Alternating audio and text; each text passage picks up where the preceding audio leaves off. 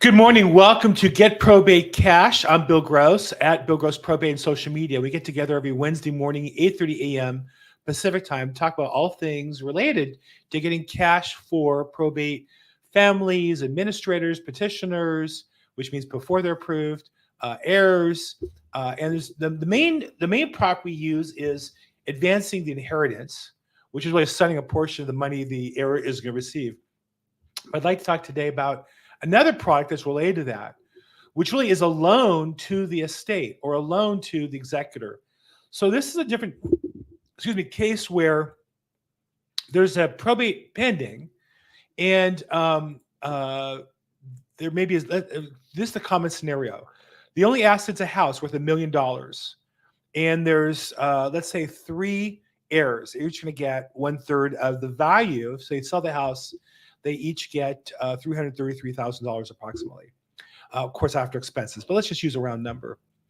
But one would like to keep the house. One reason is they have a very low property tax rate, and it would make an ideal rental, perhaps, for this person to keep the property.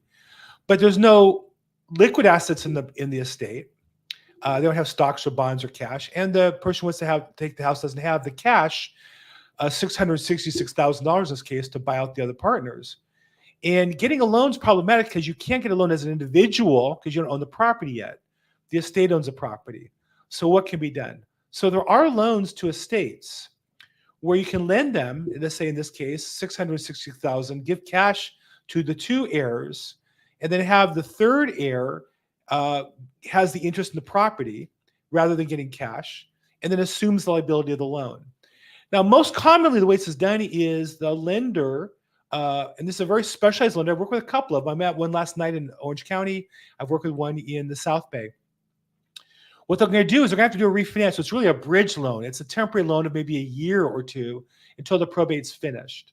And they pre-approve the buyer so that they can send them up for a more traditional, or her, for a traditional refinance right away. So typically what happens is a loan's done on a temporary basis. It's expensive money, typically 8-10%. 3-4 points, but the other heirs are paid off, and the loan's only kept for maybe 6 months.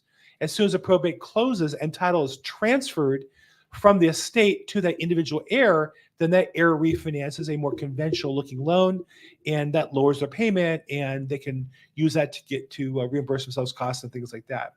So I've done these. They're very effective.